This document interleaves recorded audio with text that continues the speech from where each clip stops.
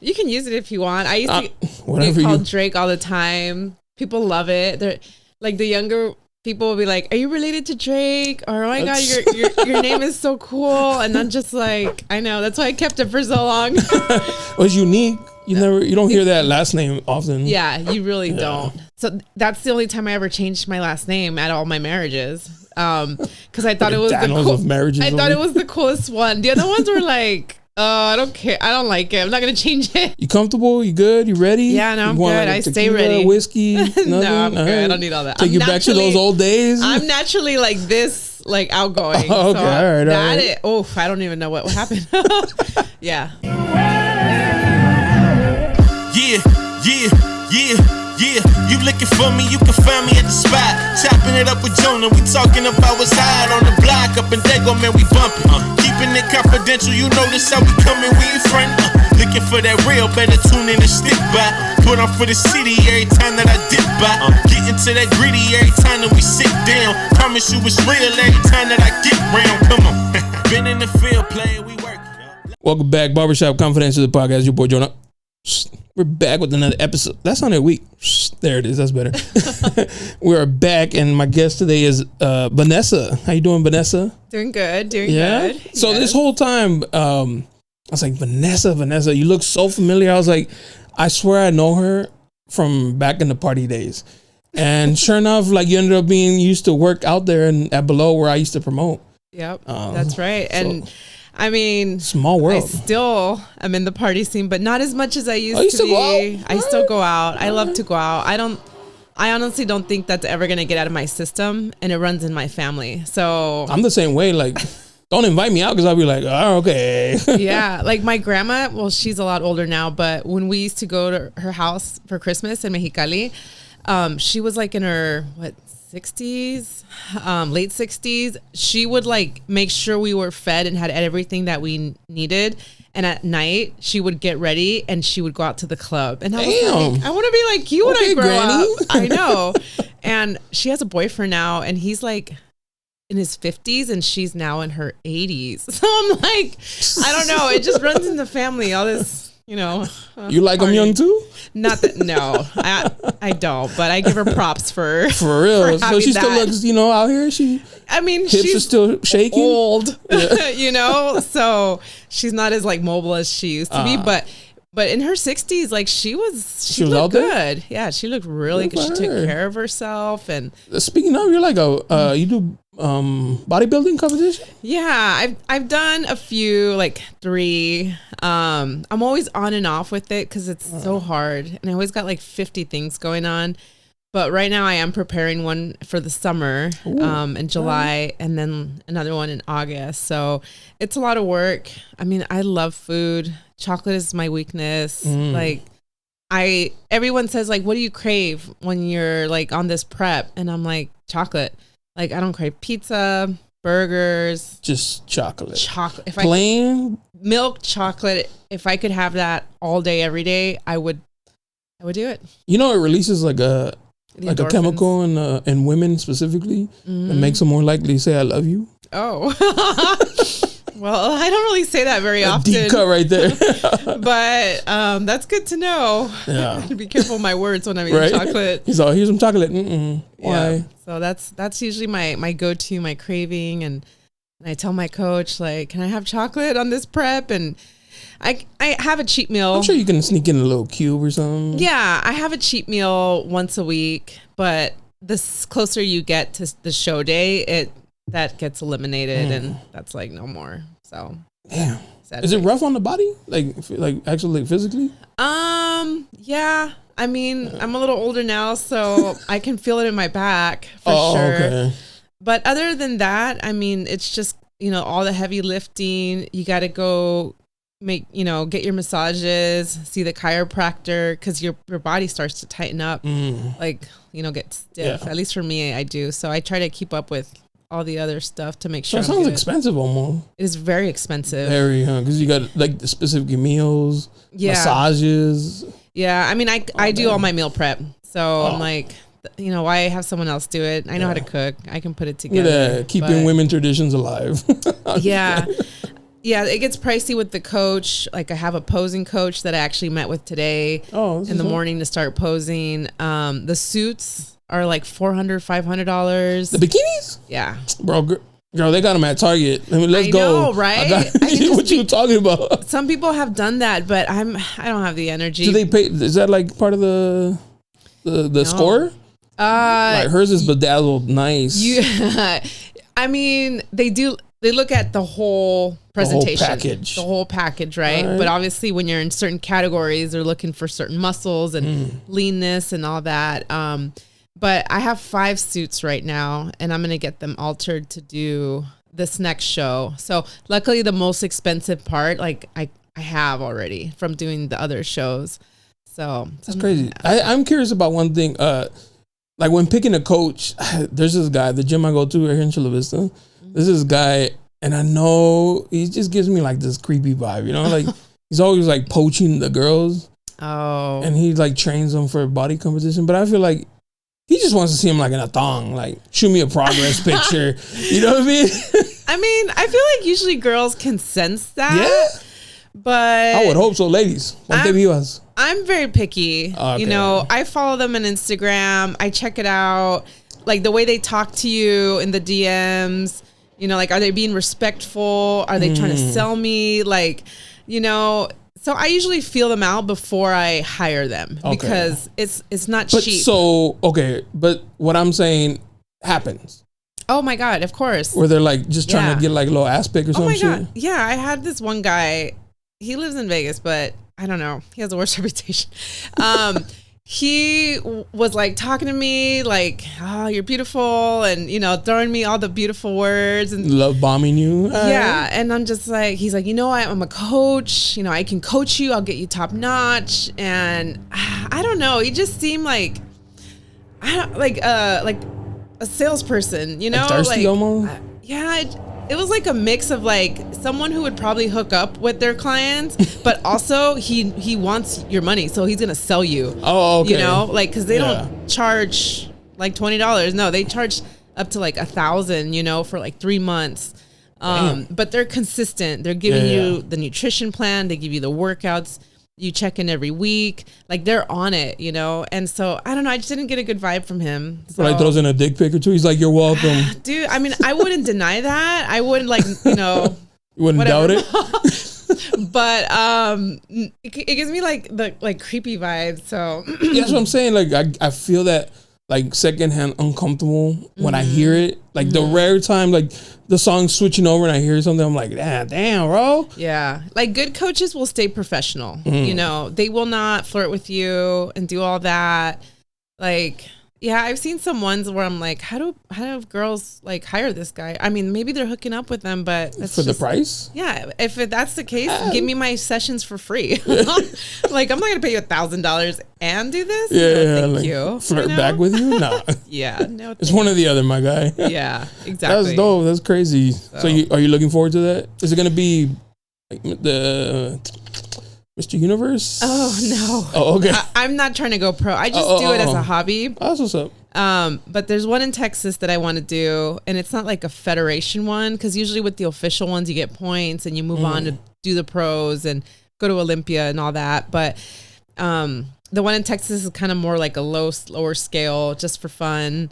But the one that's where you actually get scored and points count is in August. So that's like NPC. But so those are the 2 that I have in mind. But at the end of the day, if I'm not ready to get on stage, like I won't get on stage. You won't force it? Nope, because there's shows every month, like everywhere in the US and like every week practically. So, you know, like why rush it and set a date and then not be ready and go on stage and feel like crap, you know, like feel disappointed. Yeah. You know, like if I'm going to go on stage, I want to be ready and like good to go and feel good that like I did everything I could. This is my best package and let's go. You know? What's up. So I'm looking forward to it. I always thought it was interesting, like men and women, you know, tan themselves, get shredded to get judged by like a panel of dudes and shit. Yeah, it's intense because body dysmorphia is so real. Yeah. Like I definitely get that a lot. I remember a coach told me like, you're beach ready, but you're not stage ready. Damn. Like they have to tell you how it is. They can't sugarcoat it. They're not in the business for that. Like, because at the end of the day, when you go on that stage, you're putting that coach's name on you, like you're representing that coach. So they're not going to put out like low quality type candidates. I didn't even think about it till you said that. You're right. Right. But I mean, that's like you beach ready. But not stage. Like, still a little fatty. And I'm just like, all right, thanks. I know I'm a little soft still, a little fluffy. But like, you're going for the thick look. All right. I know, that's a good angle. Going for the healthy look. So it is a bit cutthroat, and it really messes with you mentally and emotionally. Because once you start to go into a caloric deficit, you're moody. Oh, I bet. I get moody. My coworkers know, hungry, angry, that I have to eat. Like, I don't even care if something is like burning down. Well, I kind of do care, but I have to eat, you know, so they understand that. And they're like, oh, leave her alone. She's ya empezó. Ya empezó a chingar, so they know how I get without food. Like I will, I work, with law enforcement. Oh, that's what's up. Ops. I do all the mental health services. So when people call 911 and they're having a mental health crisis, I'm a therapist. I don't know if I mentioned that. Oh, no, that's what's up. Hey, I go out to those calls and I do the psychiatric evaluations. Is that new? No, it's been around for a long time. But I remember they were like, stop calling 911 for like stuff that we don't need to send officers for, and they send like specific. Yeah. Oh, yeah. There is a mobile team that is more recent, like a couple years ago now, but we've been around for like 26 years. Oh, shit. It's just that there hasn't been a lot of like awareness of it, and I think that's been the push from like the community, is that we want a mental health clinician to be present for mental health calls. So it's still the officer plus you? Yes. Okay. I still ride with law enforcement because we work with the most severe of the severe. Oh. So the other mobile crisis team works with they'll work with severe, but they have to be cooperative for them to interact. And when they're not, they call us because we work with just every level of severity for mental health. Awesome. So I ride with them. And I go to all the calls, though. I don't just do mental health. I go to every single call that they go to. How's that work when you're on prep, though? Like, if you're moody and you get there, like, shoot him, dude. Like, why am I here?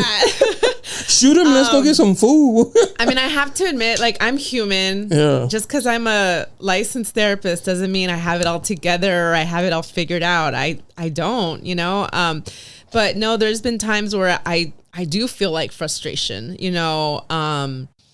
and it's usually more like, the people who are calling in to report it, not the actual person who's having the crisis.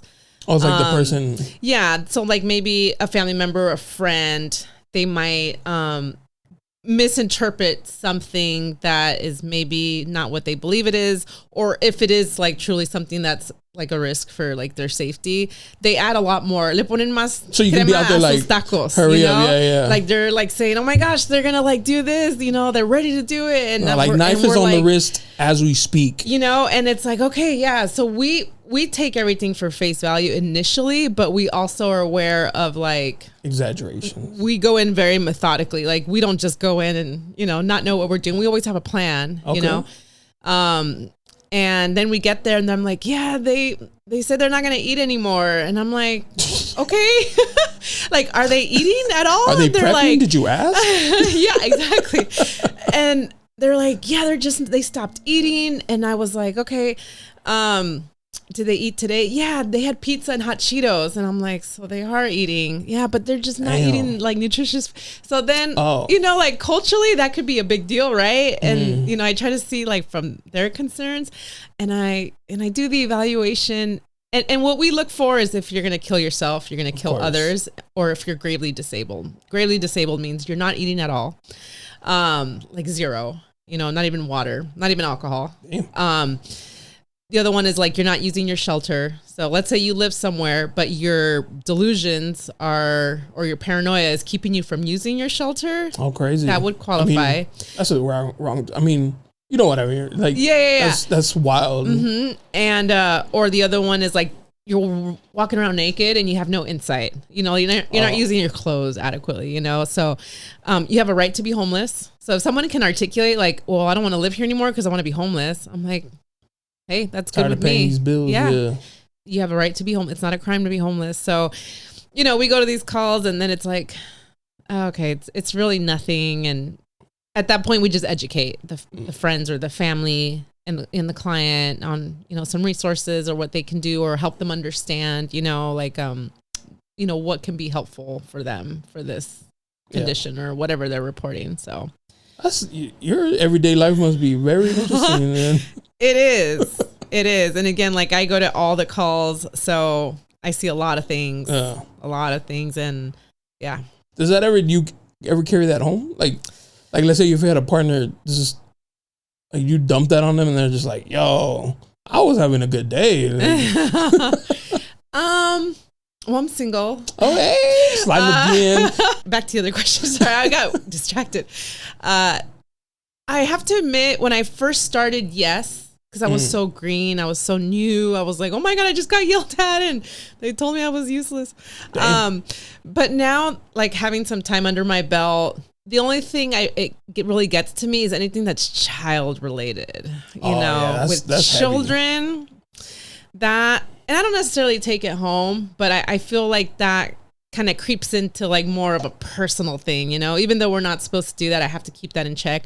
But like, man, if I see like child abuse or any kind of abuse, or it pulls to our strings, it does, you know, and I think that usually is something that I kind of like feel in the moments. But have there been times when I've lost sleep because of work? Maybe like once, and it was because it was like a situation where I'm like, oh my God, you know, we need help, and you know, there's a lot going on, and we need other officers here. But very rarely, and I don't know if that's a blessing or a curse, but you do get desensitized. It was great. I could not do what you do because I can't even see like this is so weird. I told my wife this.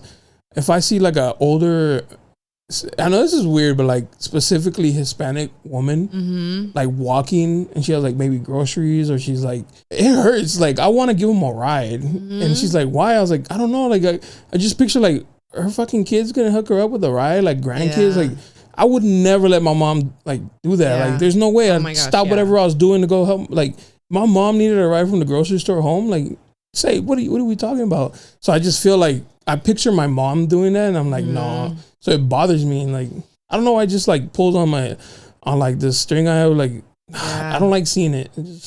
I want to give them a ride, but I'm working, so I can't like really be doing that, but it just sucks. Yeah, I mean, I think we all have like something that we like kind of hits home for us. And for me, like when I think about my parents is like when I go to like calls where someone has passed, I mean natural causes, but like elders. And I think like, man, like now I'm at that age, you know, at 40, like where now you have to kind of start thinking about that because my parents are in their late 60s. Like it's coming. Yes, you know, like you're in that stage now where like, oh my gosh, like you see them slowing down, like the end of life stage for them, you know. So it's like makes you sad, but it also motivates me to like reach out to them and to like talk to them and do more, you know. So. I guess that's the upside of my work. It makes you appreciate things like a lot more. So how long did you go to school for? My gosh. You're a licensed therapist? A licensed marriage and family therapist. But you can't, so okay, I know there's 3 different, right? There's psychologists. Yes, that's a doctorate level. That's the one that can prescribe, right? No, that's psychiatrist can prescribe. But they're more the chemical of the brain. Yeah. And then the psychologist. There's a psychologist. So psychologists and therapists can't prescribe in California, but a psychiatrist is more like on the medical side. Yeah. There's so I'm a licensed marriage and family therapist. There's a licensed clinical social worker and a licensed professional clinical counselor. Those are all the licensed clinicians that can diagnose and treat. So it's a lot of school. What made you like jump into that career path? Like, I would say especially like family and my family that's deep. I love you guys, but it was a bit dysfunctional, you know. Like, are you Mexican? Yes. Like most Mexican families were pretty. Like, very dysfunctional, but I feel like it kind of screwed me up a lot emotionally. Just the callousness, you know, of not showing emotion, getting scolded all the time. Like, it's like, dude, I can never do anything right. And then like when you do something right, it's kind of like, that's the baseline. That's what they expect. You were supposed to do that. Yeah. And I'm just like, okay. But going to Hoover and just like, yeah, exactly. Sorry. I used to have a joke that only... Say the joke. I used to say that all hoes come from Hoover. Anyways, I'm a successful woman, but... I don't know why I always like... Every girl I met from Hoover, I was like, damn sluts, man. Yeah, well, you know, I'm not going to deny or confirm that. So, but... No, like, shout out, shout out. I'm just saying that used to be like right when you say Hoover, I laugh because everyone's like, especially when like someone who didn't grow up in the hood, they're just like, oh my God, you went to Hoover. Like poor you. And I'm just like, yeah, no, it sucked. I have to admit, it sucked. A lot of that stuff got normalized, like fighting, gangs, drugs, like drive-by shootings. Yeah, drugs. Like, it was so much. But like going there and like feeling like nobody was there to help us. The teachers didn't give a shit about us. They didn't give a shit. They would pass us so we could go on. So you have to deal with you again. Yeah. And it wasn't all teachers. There were some who really cared. And I had one that inspired me to like do what I'm doing. Cause he went out of his way, Mr. Askey went out of his way to like help us. Like he did the most. So I always wanted to be like him. And I didn't know where to start, where to go. My parents couldn't guide me. They didn't go to college. They don't know how that works. So I just figured it out. I was like, oh, I want to help people. And then I started looking like through like schools and seeing like, what is this called? And, you know, some are called counselors, therapists, you know, like social workers. And I'm like, okay, I want to be a therapist because I want to like sit down and talk to people and like help them through their trauma. Because when we had that trauma, like there wasn't a safe place to go to, you know? Yeah. We had a lot of my friends were in the same situation where you couldn't go to your parents, you know, you just couldn't. And so that's how I ended up being what I'm doing now. So my middle school counselor, when my dad died, I was in middle school. Obviously I was just, not paying attention. So they would send me to the counselor's office and like, I was just sad. Like my dad had just died and I think I was crying in his office and he's like, why are you crying? And he was just like, stop being like a little girl. And I was like, oh, what? I swear, to this day, if I see him, I feel like I'm gonna have to punch him in the mouth. Yeah, I'm so sorry that happened. You know what I mean? And I was like, damn, that's terrible. You know, why you have me in here then? Like, should just left me alone and shit. Of course. Yeah. And it's like, that shit was crazy. Like, unfortunately, there were just people who just didn't care. And I have to admit, we weren't on our best behaviors. We acted out. We did the most, But like instead of guiding us towards something to like help us, like people just kind of threw us to the side or disregarded us. Like we were an inconvenience. Yeah. If there was any cool opportunities, all the kids with the good grades got it, not us. Like I failed like a lot of my classes. I don't even know how I graduated. But like nobody saw it as a red flag. Like, wow, she's failing all her classes and she ditches every day. They just like chalk it up to like mentita. Yeah. Instead of like something's going on. No, and now they pay attention to that. But back in the day, nobody did. Nobody like sat down with you and would ask you like, how are you doing? You just had a loss, like how are you feel? None of that, and it was sad. And I was like, I don't want like the next generation to have to go through this. So that's why like I love what I do. It is stressful, it is a lot, but I love it. I love the intensity because not a lot of people can work with that level of intensity. So that's cool. Yeah. Kudos to you. Props for doing what people before you didn't. Yeah. Do you get like your friends and be like, we need you to come sit down with me and my husband because he's bugging. I don't do couples therapy. Okay. And I told you on the way here, I've been married thrice. Okay. I have zero desires to work with couples and I'm okay with that.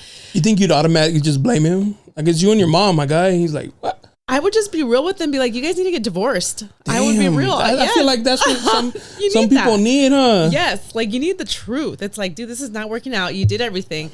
I would be a terrible couples therapist. So I have no desire to do that. Okay. I was going to say, because I have a friend did like couple therapy. Oh, and the therapist would not tell her like you need to leave. Yeah. And I guess she was saying like she legally can, or she was just like, I don't want to make a decision for you. But I was like, sometimes we need like the kick in the ass, like, hey, come on. That would be me. I mean, do I have the skills to do it? Yes. But do I want to do it? No, because I have too much bias opinions on it. And my experiences obviously are not going to help. But yeah, I do have a lot of people who reach out, privately. And when people reach out to me, I follow the same ethics that I do at work. Like everything's confidential. And I let them know that like, hey, just so you know, everything you're sharing, like this is not going to be repeated. So I've had people just trying to figure out like how to help their kids when there's like certain behaviors, or if there's been a loss, or they need like direction on like how to manage the mental health system, because it's really complex. Like, do you have Medi-Cal? Like I could not find a therapist who would take my insurance. Mm-hmm. Yeah. And the thing is like, if you don't know where to go, you won't find it. But if you're familiar with it, then you know where to go. And so I do it very gladly. Like I get excited when people always like hit me up and be like, Vanessa, like, what do I do for this? I mean, I ethically cannot sit down and do therapy for someone that I know that I'm close to. Oh, okay. But I will sit down and do everything in my power without making this a client therapist relationship. So there's ways around it. You just got to be smart, because like we just have a lot of liability with our profession. So, and then being close is like a conflict of interest. It is. You're not supposed to do therapy on people your family. I mean, imagine if I did therapy on my parents. Oof, I diagnosed them with so many things. Like, put the whole blame no on them. idea. But it is a conflict of interest. So yeah, I don't do that. I went to this seminar and this guy was saying that therapy is pretty much you just go down and talk to somebody. Somebody is a professional listener. And then he was like, but all they do at the end of the day is blame your mom. And I was like, damn. Hey, he must have had a bad experience. Yeah, I was like, blame your mom. Jesus. All right. Yeah, I mean, it is talk therapy, but like there's, like, for example, I'm trained in EMDR, which is the eye movement desensitization processing, reprocessing. So what that is like somebody who has some trauma, and is constantly emotionally triggered and can't manage those emotions that come up with those instances where they're reminded of it. Like we do something where we do a lot of the eye movement bilateral stimulation with like a light. Like you literally follow a light back and forth, and there's like the process. Yeah. Or like there's audio, there's tappers, there's follow my fingers. So the idea of that is that these trauma images are stored in it's in the amygdala and the whatever part of the brain where usually we have a lot of that kind of stays with us, so those emotions, those feelings, those smells, the touch, everything. So the idea of it is to kind of get you through that, bring that back up in a safe place, so that way you can respond to it in a way that's more adaptive, versus like going out to drink. Like now you're processing it and you're talking about it, you're getting it out there. So we all have our specialty of what we do. I do enjoy working with trauma though a lot. So very interesting. Yeah, that's heavy. I mean, it's like, yeah, like you're taking on a lot. Like, oh yeah, like a big burden. Yeah, and the trend with therapists, or like the thing you'll notice, is we usually gravitate to what's familiar. I feel like that's what I've noticed in the profession. It's like, oh, you like working with addictions, and when you learn about them, it's like, well, they had a family member that was addicted to something, or they were, or trauma. Well, you had a lot of trauma growing up, so you feel like you can relate with that and kind of like sympathize in a way where you can see where they're coming from, versus like, oh, I've never been through that. I don't know, but here, let's try this, So that's cool. Mm-hmm. I'm definitely going to ask you about looking up a therapist. Oh yeah. I don't know how to I've called and they're like, no, we don't take your insurance. Yeah. And then one was like, you can pay it and then they'll reimburse you. I was like, yeah, that sounds like a rebate. A rebate. I don't know if I'll forget to mail that in for sure. Yeah, I'll guide you through that process. So shout out to Jessica. She Jessica made this possible. Thank you. She had told me that you're studying, I don't want to say foundation, but a scholarship. I'm sorry, a scholarship. Yes. So, I've always had like this desire of wanting to like help on a bigger level. And I had joined a board, like Hoover. I'm on the Hoover alumni board. Okay. And I saw that they do scholarships. They give like 20 scholarships a year, like at 1,000 or 1,500 to like anyone who's like low income and who's been accepted into some kind of higher education, like a university or a trade school. And I remember sitting in my first interview with these kids and hearing their stories. It was like, like, I'm a crybaby. Like I was crying like, oh my gosh, I want to give you a scholarship. I want to give you a scholarship, you know?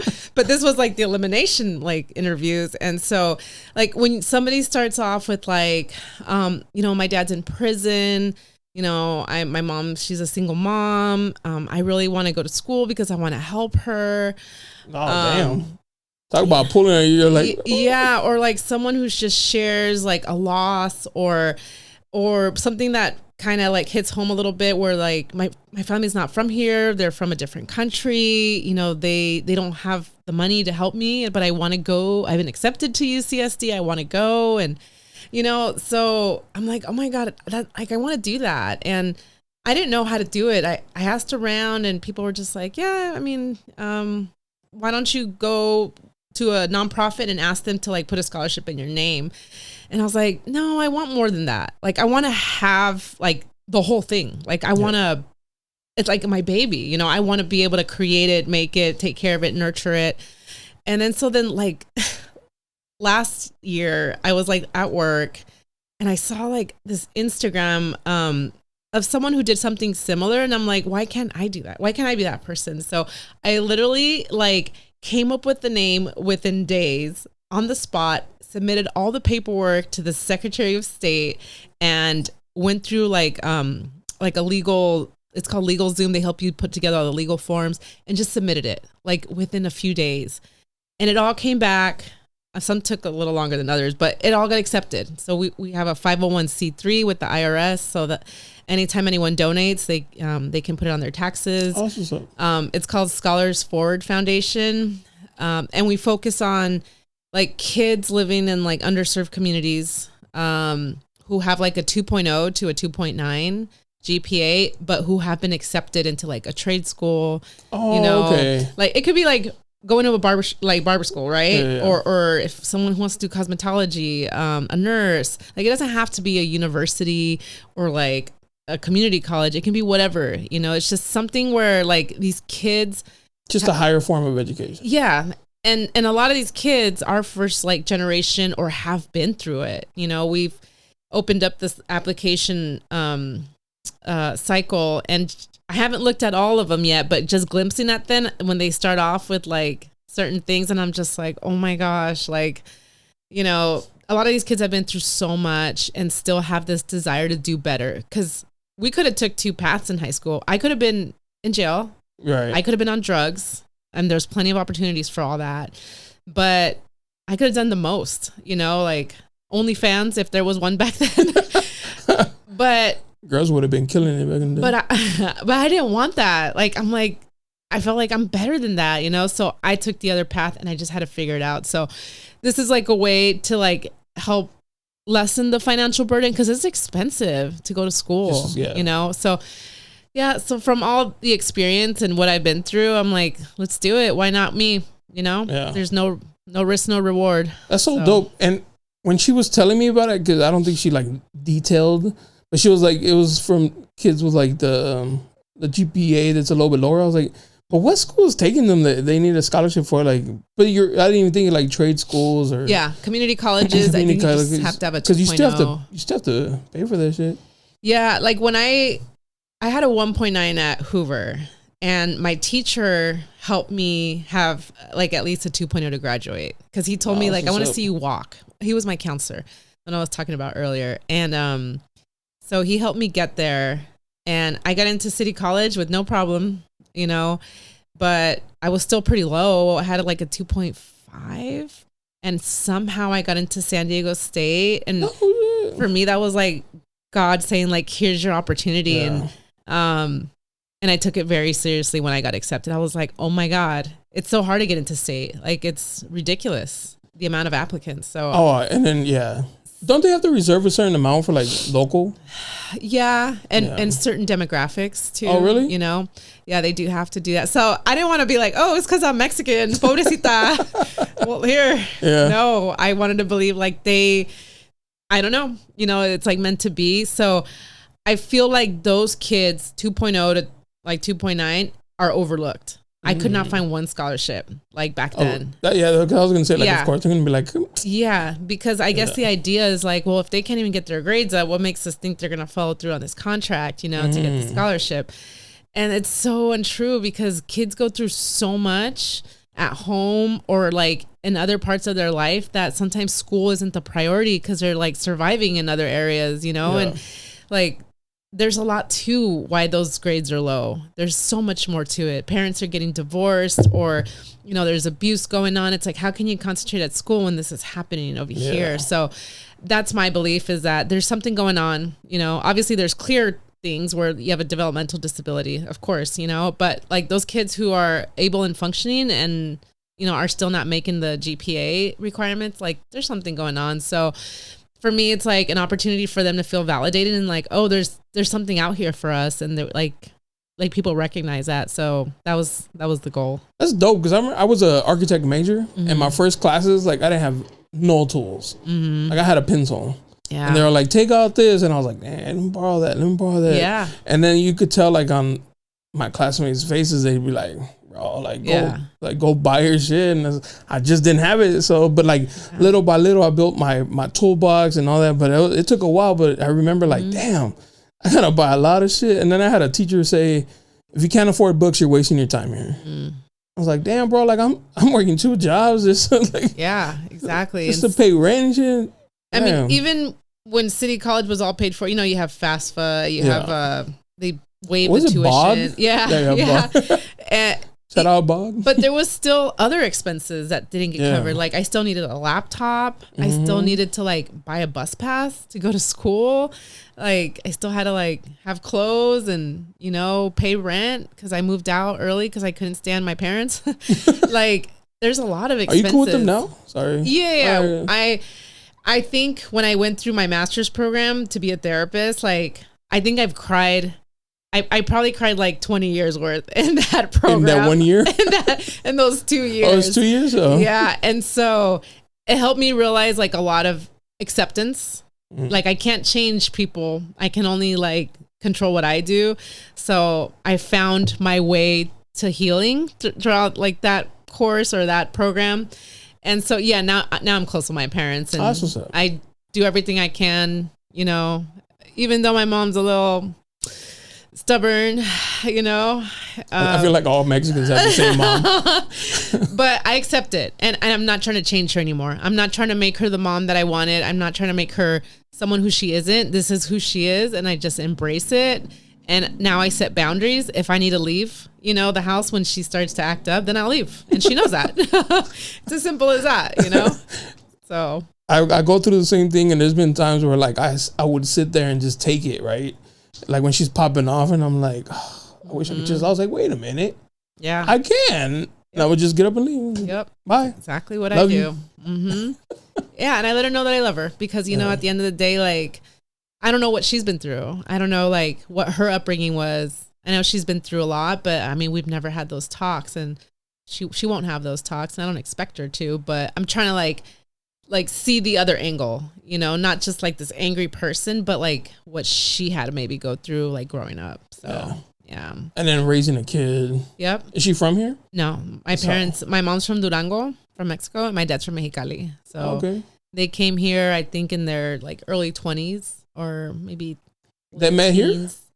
here? No, they met on, I think while my dad was on vacation in Durango, I want to say. Was it Durango for vacation? Yeah, I know, right? It was something like that. That's what my mom said. Like someone was on vacation and they met and then. Damn, love like that, huh? I know. I go on vacation all the time. I don't meet anybody.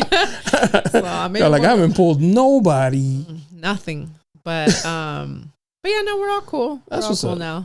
So. I was just wondering because you know, you went through a lot. So yeah.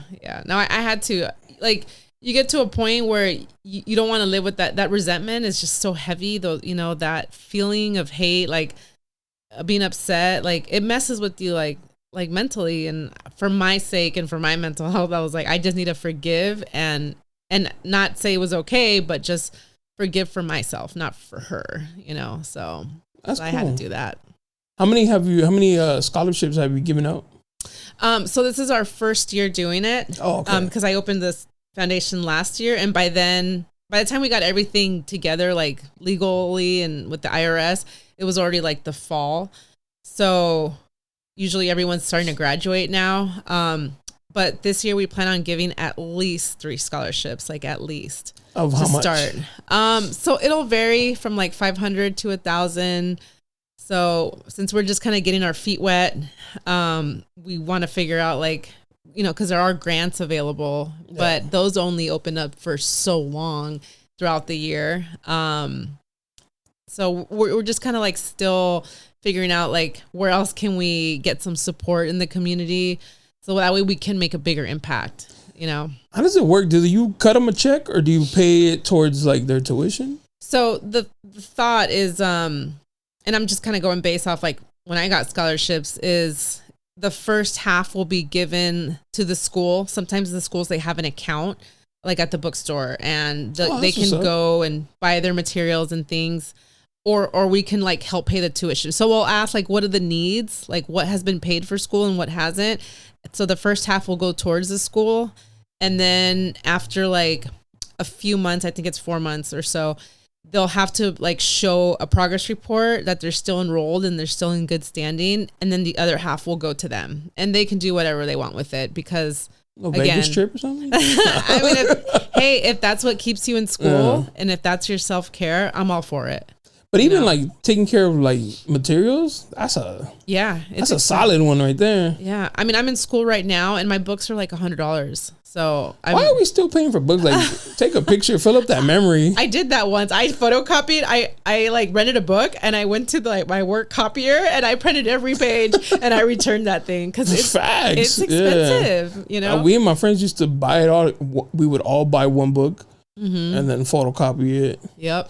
Or the parking pass. There was this brief moment at Southwestern College where they would give you a printed sticker and you would put on the plaques and hang it up. So we would buy one pass and then just print it on sticker paper, and everybody had one. It'd be like, hey, make sure you park on this side. Make sure you don't park close, because if they do check it, they're gonna be like, wait, I just did that one. You know, so I was like, make sure you park in opposite parts of the school. Super smart. Yeah, so, you know, transeando. No, si no hay trance, no avanza. Hey, that's I say that all the time. But yeah, it's expensive. So that's the idea, you know.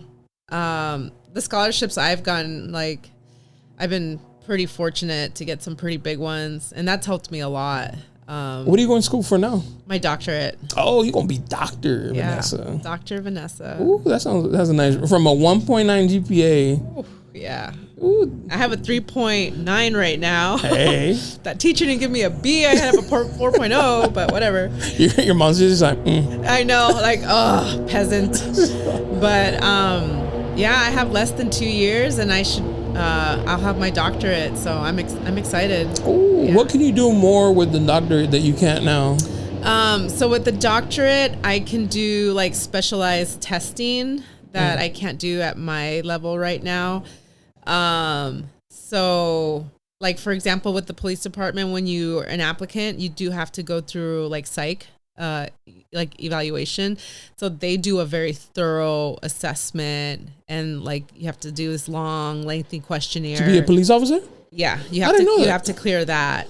And so that requires a psychologist to administer that type of evaluation.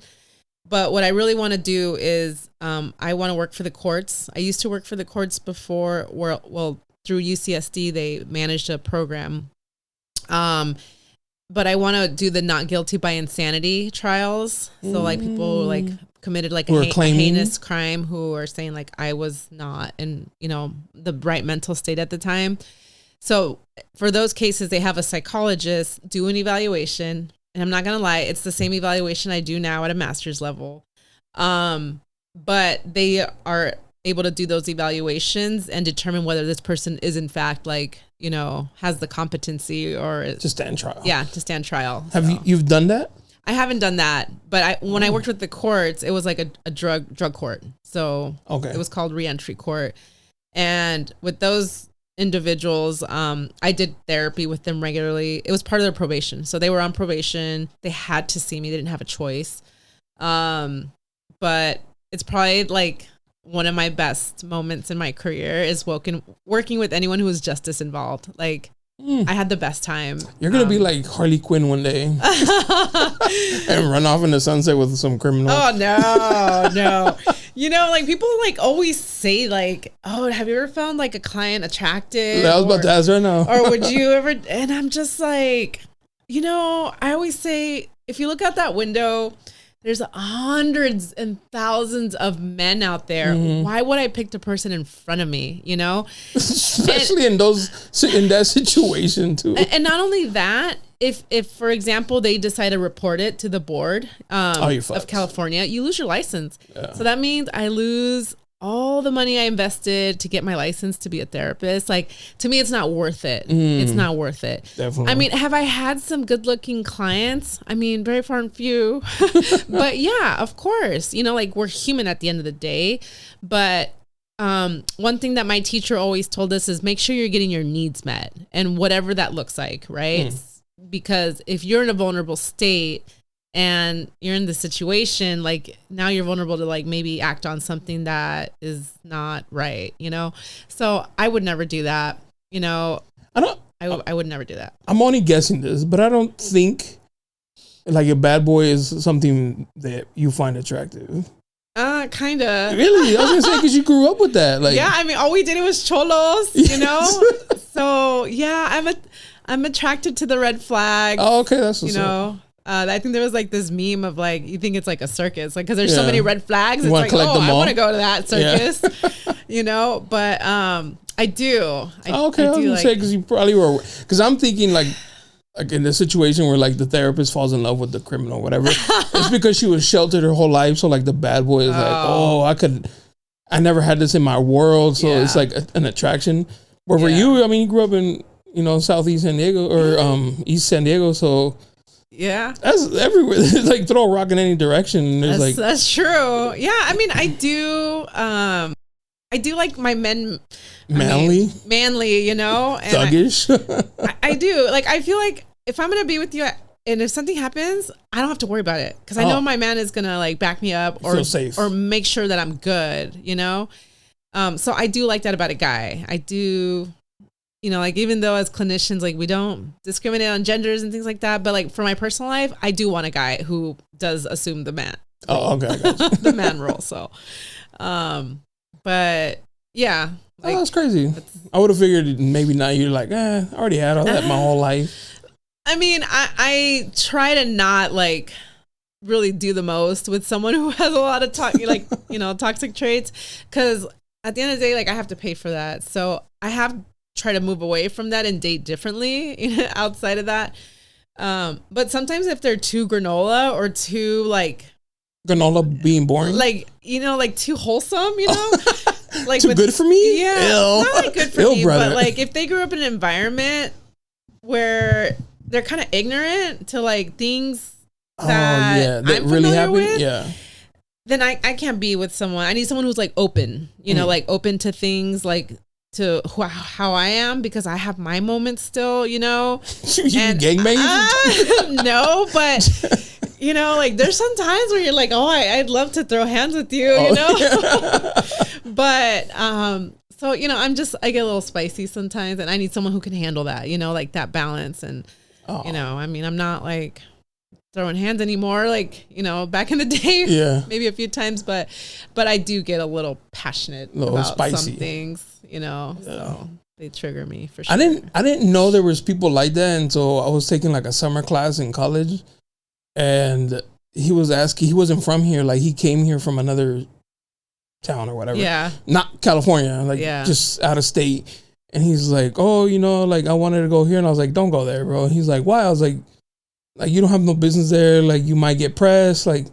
And he was just like, that's not real. I was like, what are you talking about? Ooh. He's like, that's just in the movies. That doesn't really happen. I was like, what are you talking about? Have you seen Gangland? He's like, yeah. He's like, this is before, right? Yeah. But he's like, gangs is not real. I was like, what? Yeah. I was like, you being serious with me? You messing with me? He's like, that's just movies. Like, that's not real life. I was like, where you from, bro? Like, what are you talking about? Wisconsin or something? I was like, what are you talking about? Like, there's real people out here like that. Yeah. And he was like, no. I was like, you know what? Good luck. Seriously. Best of luck to you. And but I was just like, what? There are people who really don't think that there's like real, like, you know, like that kind of, you know, demographic exists. And he was just like, no. He was like fighting me. He was like, no, I don't believe you. Oh gosh, well, let him find out. Yeah, right? I was like, what did he say? Fuck around and find out. So yeah, I was like, let him find damn. out. I didn't think that people had like that mindset. Like, yeah, and I think, you know, like as you bring that up, I think about like early on in my profession. You know, it was predominantly white, a lot of white, like therapists or like professionals that I've worked with. Especially when I worked at UCSD, oh my gosh, like the diversity was very, very non-existent. I mean, fortunately my supervisor was Black. And so like, I felt like I could relate more with her, but everyone else was really white. And I'm like, oh my gosh, where's the Latinos, you know? But I used to be so ashamed to talk about like where I came from and how I grew up. I felt like I had to act a different way, dress a certain way. And then like after some time, and I think it came through like supervisors and like coach and my mentors are like, just be you, because like with the population you work with, you have to be you. Like you can't be like this really proper, like you're unrelatable when you're like that, you know? You're only relatable to them. But exactly. Not to the people you know? Really... So like for me, it made sense. So then I started like being who I was, you know, I talk like this in therapy, you know, of course when it's appropriate, but like I connected way more with my clients when I was like just super real with them and like just being who I was, because they think we're squares. Like I was always told by all the guys, you know, who are on probation and all the girls, they're like, oh, you're a square, Vanessa. Like you've never used a drug. And we're not really supposed to check out the needle marks. And we're not really supposed to self-disclose, you know, but sometimes I would be like, okay, well, first of all, like, you know. You're making assumptions. Yeah, you're making assumptions. That's a thinking error. HR. You know, but people really appreciated like where I came from. And then they would nickname me and they would always ask like funny things like, what would I do if I was locked up? And I'm just like, they would like put money on me, like, you know, like I got money on Vanessa if like things go down, when like another client would act up and try to like, you know, get all puffy and stuff. Big chested. Yeah. But yeah, I learned like through that experience of like we bring so much value, and even my clients would say like, I'm never going to be able to do anything in my life. 'Cause I mean, some of the rap sheets were very, very, very extreme and large.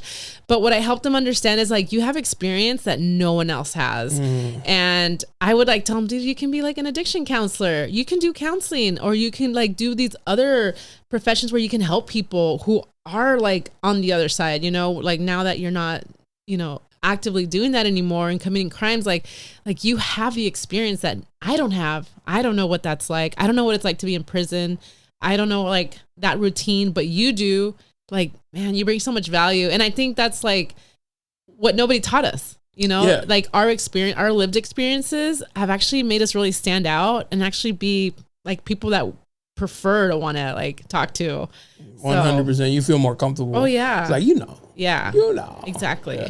You know? I never noticed that until I went to school up north, where there was like no Mexican people. Yeah. And I was just like, damn, like nobody can relate to me. And like the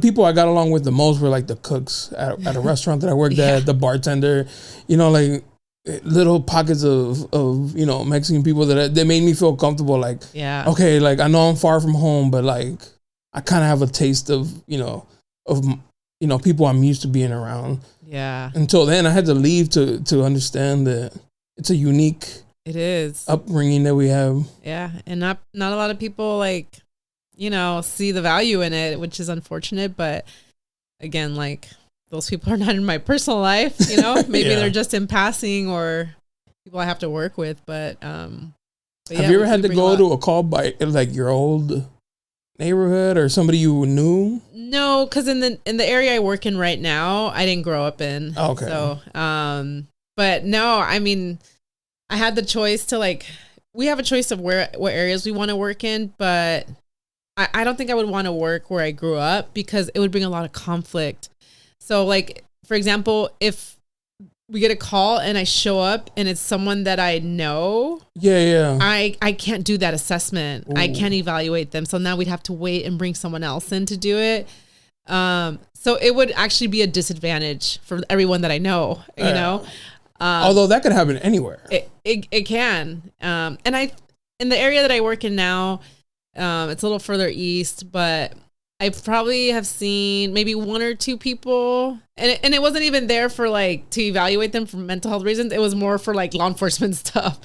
So it wasn't a conflict of interest. Like I could just shoot the shit with them while while law enforcement investigated whatever they needed to do. On the ground handcuffed. I know. And but yeah, I don't run into a lot of people in the area that I work in. So.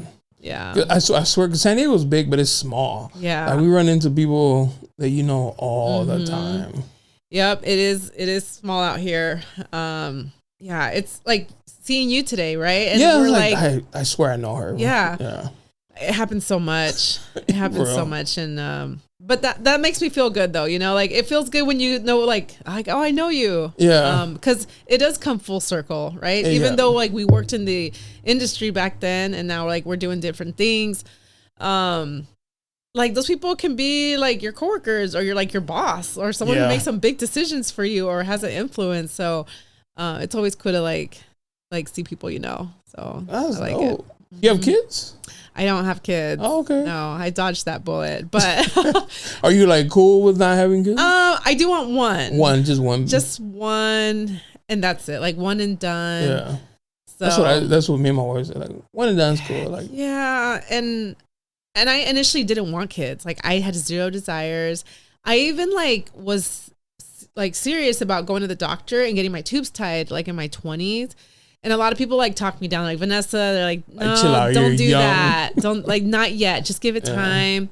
And I felt like people didn't understand like where I was coming from. Like I didn't want kids because I didn't want like to have to deal with what my parents had to deal with because I wasn't a saint, you know, either. Like I made them worry. There's plenty of nights I'm pretty sure I made them worry. Like when we'd go to TJ, we'd never come back for like a few, you know, the next day. But like, I don't know. It's like this world is so different, you know? Yeah. So, and they always hit you with like, when you have a kid 10 times where you're like, damn, I was pretty shitty. Yeah. And then working with kids, that kind of turned me off even more. But like in my like early 30s, I was like, okay, I'll have one, but that's it. Like one is all I can handle. I'm good. I don't need a whole soccer team. Like I don't. Soccer mom. Yeah. I don't. Yeah. Way too many. They're expensive too. So, you know, we have like my goddaughter. And I was like, man, she's pricey and she's not even like mine, like full time. Yeah. Like, yeah. So, especially if you like buy nice things and shit like that. It reminds me, I knew this chick, she went to Hoover's. Of course she did. She would always be like done up and her kid would always be like bummy. I was like, what are you, like, girl? You know, like hook your kid up. Yeah. She's like, well, I'm going to take her to the park. And I was like, buy some clothes, man. Like, you're out here looking dusty. Mom's looking nice, but like, dusty. But yeah, that's just all. They'll see you one day, you know, like they'll need some type of therapy help one day. Yeah, for sure. But it's what keeps us employed, I guess. Right. You know. But I don't think I would change anything because I wasn't ready. Like in my 20s, I was a hurricane. Like I was doing the most. Just bouncing partying around. Every night. Just like that. Going out. And I used to work the promotions for every alcohol company. So when we go out, you know, we'd have our little skimpy outfits and give out the samples at the clubs and the bars. Like I was loving that life. And we would just get so wasted every night. And then like when I was 27, it finally hit me like I need to like do something. And that's when I started school, you know. At 27. I was at City College for like 10 years. I swear to God. Super senior. Until they sent me this letter from FAFSA saying, hey, we passed a new bill that now you can't get like financial aid anymore because you exceeded that. And I'm like, oh shit. Damn. You know? So were you taking like one class at a time or something? I just stayed enrolled. Oh, yeah. you did? Okay. I forgot. I think you had to have like half, like part-time to get FAFSA. And the part-time. Yeah, you had to be like 6 units or something. So I rode that out for so long, and then I finally like it just all hit me. It was so weird. What caused that to be like, hey girl, get your shit together? I'm trying to think. I don't know if it was because of a relationship. Yeah, it was a relationship. Like I was in a relationship and I was doing the most. I was still in my partying mode, didn't take it seriously, and he was such a good guy. Oh, you broke his heart? I did. Damn. I did. You cheat? Wow. I just broke his heart, okay? And he was so amazing. So when he left me, and I'm not trying to be cocky, but like it was very rare, like in your prime too, 20s? Ever happened, you know? And when he like said like I'm done, and he set his like, you know, boundary, like there wasn't like, oh, we're gonna get back together, because that's what always happened in my relationship. We're gonna get back together. Yeah, he's not serious. He'll be back. He never came back. Damn. You know, and that hit me really hard.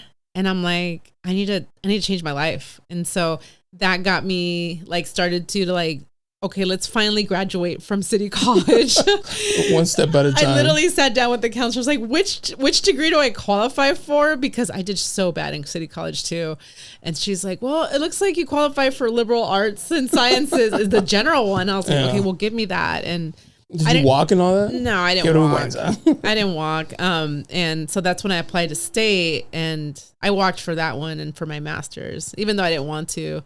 But it's because you're just so exhausted towards the end. You're just like, I just want to sleep. But so it was that relationship where I'm like, I need to do something different with my life. I still party, don't get me wrong, but I'm not like blacked out anymore. I'm not like waking up somewhere that I'm like, how the fuck did I get here? You know? It sounded like good times with me. Yeah, it was. I'm not going to lie. Yeah. I wouldn't change anything about what I did, because I wouldn't be here right now if it wasn't. I think the same way. If it wasn't for like all the desmadre, you know, if it wasn't for the like stupid shit that we did, like you wouldn't have experience, you know, like real life experience. You got to fuck up and learn from things. If you're perfect, you don't learn shit, you know? I've had a couple people ask me like, what would you, if you can go back and change? I was like, nothing, I ain't changing shit. Like I'm glad I went through those up and downs and all those fun experiences. Like those memories are there forever. Yep. And I'm here now, and I'm good. You know, I'm happy. So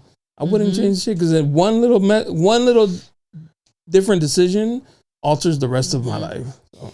Yep. And if I would have stayed with that guy, I probably wouldn't gone to get my degrees, because I know he would like take care of me, and I wouldn't have to do anything. Have you ever felt like reaching out, like, hey, big head? Yeah, I did. I gave him some time because he was really hurt, like super hurt. So, I give him some time, and I felt like I owed him an apology, and I wanted to sit him down and tell him like what was going through at the time, and just apologize and validate him, and I knew for him to allow that would be a privilege, but like 2 years later, he did allow it. Awesome. Sat down with him, and I told him, so sorry for everything I did to you. He kind of brushed it off, but I knew that was hard for him, you know, because he did a lot. Like we were engaged. Oh, we were engaged. Damn. Yeah. And so, he went out of his way for he was the one who always picked me up. He'd get home, and I'd be having a party at his house. Oh. With a lot of guys and girls, and yeah, I was out drunk. I would call him and be like, come pick me up. And it was so bad because he worked in law enforcement. Oh. And like, I remember like an officer like taking me home one day because, you know, I couldn't, I missed the bus, and I was like in my outfit, because we wore those skimpy outfits when we did the alcohol promotions. And you know, I remember like other officers coming to the house because I would just do the most, and I let them know like, hey, this is my fiance, and they'd be like, oh, okay, because you get treated a little differently when they know that you're someone's significant other. That's one in of law their enforcement. own. Yeah. And yeah, I did a lot. So I don't think I would have gotten better if I didn't have like that, like ese fregazo, like that chingazo to make you realize, like almost like a rock bottom, you know, like you need to do something different. So I'm glad that happened, but I'm also sad that it had to be that way, like where you change your life. It was a casualty of that battle. Yeah. I mean, we still kind of talk like high and by, but he's moved on with his life, and I just let him reach out and say hi, but I don't try to like rock his world. You know, there's no need for that. Let's just let him live his life, you know? That's cool. So it was a good lesson.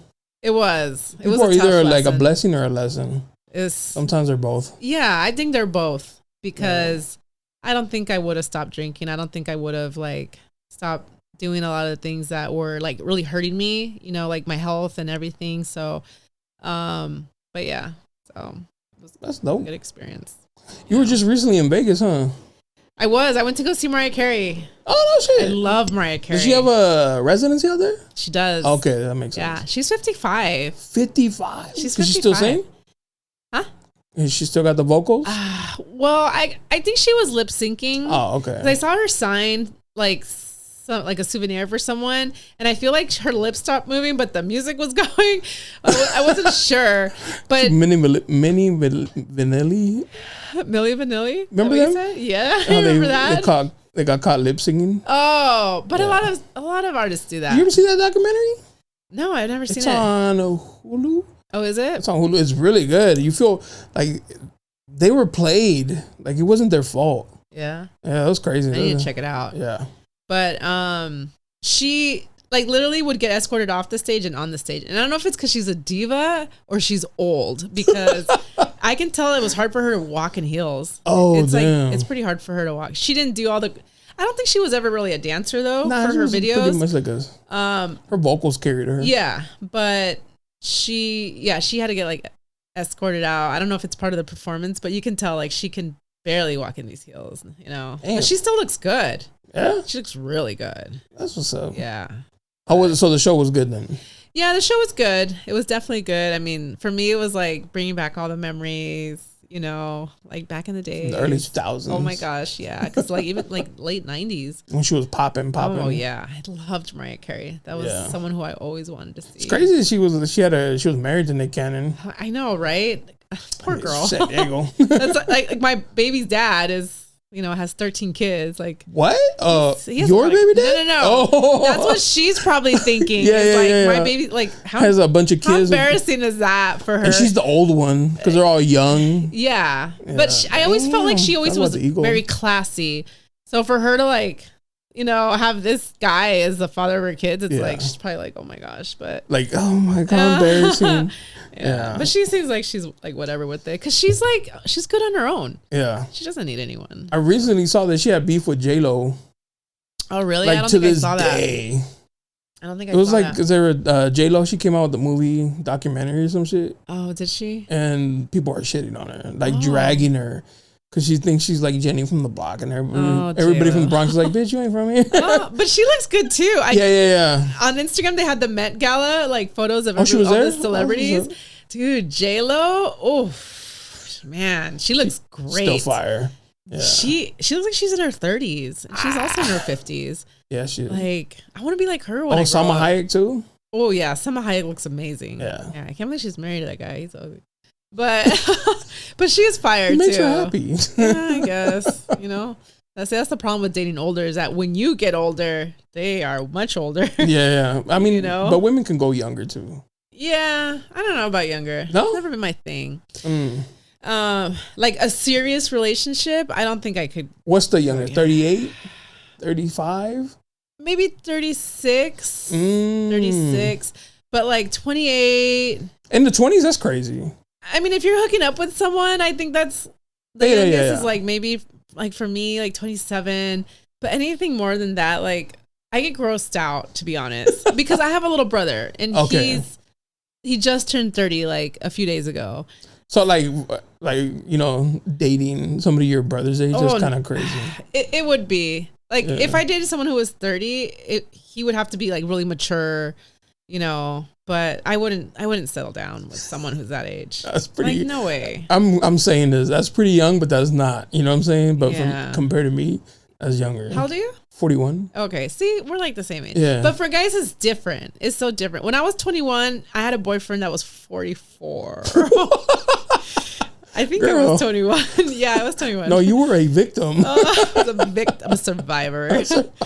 But damn. And I was into it, but people were right. Their age gap is real at that age. That's a big number. It is, because he wanted me to spend all this time with him, and I'm like, I can't. He wanted wifey. Yeah, he did. But I was just like in school, getting my life together. Like he's had his life, established. He's established. I'm not.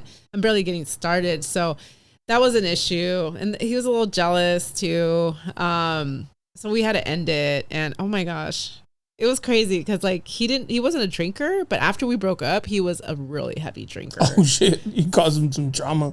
Yeah. So I was like, oops, I'm sorry, but he's an adult. He makes his choices. That's true. But yeah, I don't think I could do a cub. I don't think I can do young, like serious. I went out with my friends, and they're single. Or like this specific group of friends, they're single, and they had a table at a club, and we were there, and he like invited some girls over to the table, and it was her birthday, and she's like, "It's my birthday." She's like, "How old are you?" 21. And I was like, "What the fuck am I doing here? Like, you're younger than my niece. Like my niece is 25. I'm like, you're younger than this is weird. Like it felt like. It just felt weird. Like, why am I partying with this 21-year-old right now? This is kind of crazy. Yep, that's how I feel, and it is that weird feeling because where do we go? I'm trying to figure out because I still love to go out clubs like Onyx. I still like to go to Onyx. I dance a little bachata. Yeah, but I think we were in PB. I'm not a big fan of PB, but just for day drinking. But I looked. First of all, everyone's shorter than me. Yeah, you're pretty tall. What are you, like 6'3"? I'm like 5'7", but I always wear heels when I go out. And I don't wear like these grandma. No, I wear these freaking like the 5-inch stilettos. So then I'm like 5'11", like when I'm in heels. And like everyone's like shorty, like calling me shorty. And I'm like, dude, like I'm taller than you. But it's just so weird. Like I can't vibe with these kids, and like just like hear myself say that out loud. I can't believe I'm at this point in my life, It's like, what the fuck, what happened? But now they're blinked and now you're in 40s. They're like broke, and I remember going out on this because I'm on the dating apps on Hinge. And I remember going out with this guy, and he was like 30 and 30, okay? And I was like, okay, like he was very serious, very mature. And he knew how old you were? He probably liked it. He knew how old I was, yeah. And he was okay with that. You know what's weird? It's like a mommy thing. I go off on tangents. But I get hit on more. I had to adjust the age requirements on my Hinge. But I get hit on so much by 20-year-olds. So much. And I'm like, dude, do you know I'm like almost like 15 years old? But you know why, right? Why? Because of my experience? Your experience, and you ain't with the bullshit. Like it's like women more like older are gonna be like, look, you just need to come through real quick. And we ain't here to bullshit. I don't want to know about your day. Yeah. They just think it's probably gonna be like a quicker process to the same ultimate goal. Yeah, and I think that's funny with younger guys because I'm straight up. If I just want to hook up, I tell you, I just want to hook up. Like, I don't want you to call me. I don't want you to like don't text me. Yeah. And some guys are like blown away. They're like, wow. Yeah. And some are very turned off, and they're like, I don't want that. And I'm just like, okay, but I don't like to waste time. I don't have time to waste anymore. But see what I mean? Going back to that guy, I asked him like, oh, like what are your goals and what do you want to do? And he's like, I don't know. I'm just going with the flow. Oh, wow. And I was like, is there anything that like interests you? Like, I don't know. Have you thought about like a specific career? He's like, no, I'm just kind of going with the flow. And I forgot where he worked at, but like, I think he was like a cashier somewhere. And he was already 30? Yeah. And I was like, I don't want to judge, but I need someone to have like an idea, like, oh, I really want to be a teacher and I'm just kind of working on getting like my things, situated. But no, because you can work with that. You can work with like of course. a goal. Yeah, but like he really had no idea what he wanted to do at 30, and I'm not saying like I had it figured out, but also like I was working towards something, you know, like I was in school, you know, or I was like working like 2 jobs, you know, so I can get out of there and move up to something bigger, and none of that talk, you know, came out from him, and I was like, all right, have a good day. Never see you again. I have to go, you know, and he was disappointed, but I was like, I'm sorry, you know.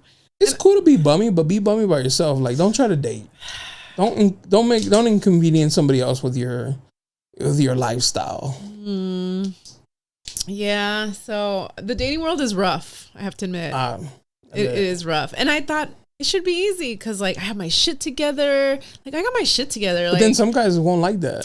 See, that's the thing like too. The whole ego thing. And I'm an alpha, you know, so I'm not the submissive type by any means. Like I'm the one who kind of leads. I give the man his role, but like, you know, like I can figure shit out. You can leave me in a room with 100 people, I'll be fine, you know? And I think guys don't like that, like too much of that independence.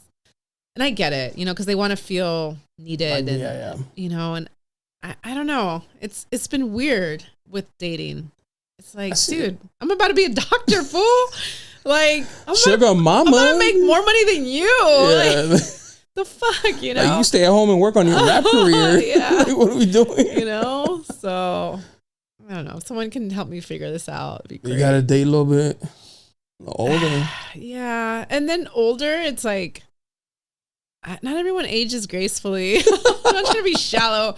Or they have like, and I'm not trying to throw shade on people who have kids, but, you know, they have kids. At this age when you're dating, you're going to have kids. You're kind of like a gem.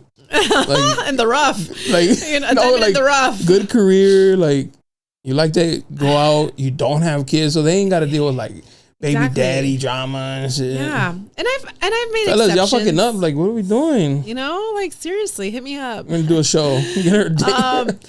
And I don't mind. Like now, I've accepted it. I'm like, okay, well, what I'm looking at, they're gonna have kids. Yeah. But hopefully older, so they don't have to deal. Yes, that'd be nice. Because if they have an infant, it's like, oh, this is recent. Yeah. You know, like this is very recent. That's a fresh separation, you know? And I don't think I can deal with like crazy baby mamas. Like I just can't. Especially with my career. You've never had to deal with that? No. I mean, I've did a few things where maybe I found out like they had a baby mama, but I'm just not in that place, you know, and like I don't need someone to go up to like where I work and, you know, want to like, yeah, I don't need that. So I stay very clear away from that. And I'll ask them like, what is your guys' relationship like? And I do believe you can have a good relationship, you know, like you can co-parent and do well. And it usually just takes time. It does. Because like it's they both have to realize that it's done and yes, you're going to be good. I used to date a girl who had like a crazy baby daddy. And I was like, she's like, he's never going to stop. I was like, he'll eventually stop. Like it can't continue forever. Like at one point he's going to be like, damn, I ain't getting her back. Like I might as well make the best out of it before the kids or some shit. Yeah. And I think that sets in when they finally move on with other people and they go through that transition, you know? And then once that settles, and I think you're good. Because then they're like, okay, what else is left? Yeah. Getting married? Like if you remarry? Be for real. Yeah. You know, but yeah, it's tough. A lot of people don't want to commit. They just want to hook up. And that's cool. We go through those phases, but like I'm past that, you know? Like I'm just like hooking up is great. Of course it is, but at the same time, it's like, what am I gonna do? Hook up till like I'm 70? I mean, there's a niche for that, you know. Is there? I mean, I'm sure there is. Like, people get it on, and no kink shame here. in these freaking nursing homes, you know. Oh shit, right? But yeah, like at the end of the day, I'm like, I'd rather have like something quality, you know. Somebody to chill with on a Sunday. Yeah, exactly. But it's rough. It's rough out there if you're single. So I get guests who are single and I'm like, damn, that shit sounds exhausting. It is. Like on both sides, like dudes are like, girls just transactional. They just want like you to buy them shit, and it's like prostitution almost. And then the women are like, dudes ain't shit, and I'm like, damn, it ain't shit. Seriously. So I don't know. I try to like, and I try to like be off the, if I have respect for you, I'm not going to let you pay. Like, that's just kind of my thing. Damn, bro, fellas. If I don't have respect for you, you're paying. Yeah.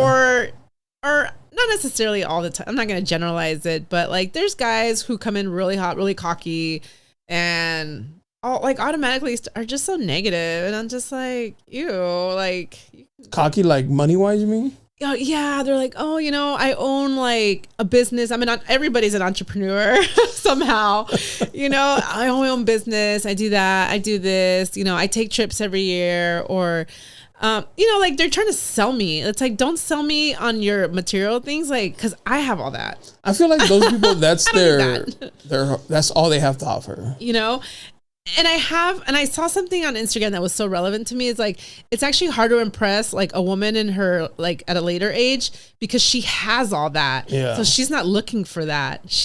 You need to sell her on who you are and your values.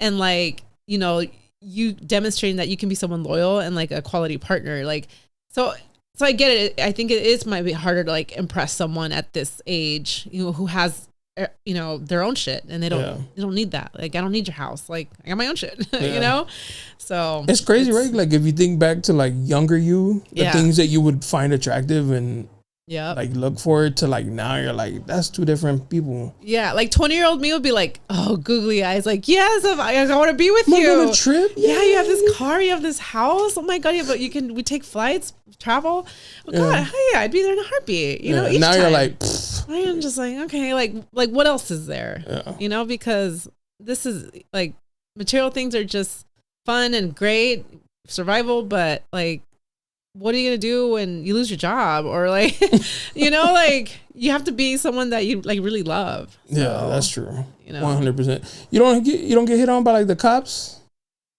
Where I work at, everyone, like, maybe because of how I come off, but nobody has ever hit on me at work. Are you like very like? I know you said you're alpha, but like, are you? Like you walk around like a mean face? No, everyone knows like I'm really outgoing and fun. At least that's what I hear. But how can I say it? Like I'm a big tomboy too. Okay. Like I'm a very big tomboy. Like, I don't know if I should hit on her. Or like, I've been asked. So are these girls too? I've been asked because they're like, are you straight? I'm like, yes, I'm fucking straight. But because like they know I'm single. And like, I'm not hooking up with everybody at my workplace, The other thing too is that a lot of people are married. But I mean, obviously that doesn't stop people, right? But I think they know where I stand, like I'm not interested really to date anyone at work. Smart. Don't get me wrong. If someone comes in that's new, like who doesn't know shit, like a new officer, and maybe like we click, and yeah, I'm not gonna fight it, but what is the saying? Like, not to shit where you eat, or eat where yeah. So I think about that too, is like, okay, what if I do date someone and it goes downhill and now I hate going to work, So I prefer not to date at work. But also like, I'm not going to turn down an opportunity, like if it happens. But I want to like confidently say that a lot of my coworkers, and it's, male dominant profession, respect me, and they just don't cross that line. That's good. They don't do it. That's good. So I've been lucky. I've been really lucky, because obviously that's not always the case. Right. Other clinicians. They get hit on. Yeah, of course. Man or man. So yeah, you're right. So the program I work for, they assign us to a police station, and we work throughout the whole county. Can you switch? You can switch, but it's not recommended unless you really have to or need to. But like, once you get to your police station, you build a lot of rapport with the officers. You get to know each other. And for them, it's more like, you have to show me you're worthy of my friendship, because it's like, and it makes sense. They're very protective of themselves. Like, you're riding in a car with someone, and like, am I a liability, or am I someone that's going to be able to help in the moment of a life or death situation? So they really have to trust you, and like you, because we spend 10 hours in a car together, driving around the community. So imagine like if your personalities don't click, or if the therapist is too overbearing and telling the officer what they need to do. They don't like that, you know? So we've managed to like get along very well. I'm really flexible. I'm not like rigid or anything, but yeah, we work at different police agencies throughout the county. You wear like a vest, a gun? I have a uniform, so I do have to wear a vest because I go to all their calls too. But we don't carry firearms because they want us to look approachable. Like that's the whole point of having us with the officers, and more neutral. But I carry a radio and a tourniquet. So if something happens, then I have to use my tourniquet to like save someone's life. Then I'll do it. That's a lot. And Narcan. We carry Narcan because for the ODs? A lot of ODs. Yeah. But have you ever seen that? That's crazy. Yeah. I saw it in New York once. That was crazy. But usually like I won't administer it because they'll have their Narcan. I'm kind of like I see myself as like a backup in case like they don't have some, or if the ambulance isn't there in time, or the fire department, then I've had one occasion when I gave it to like one of my partners, and it's like, here, you guys can use it for that while the ambulance get there and stuff. So that's a lot. I feel like that's a lot. I have a unique role. Yeah. I mean, before this, I was in a traditional setting where I did therapy. You know, we'd sit and talk.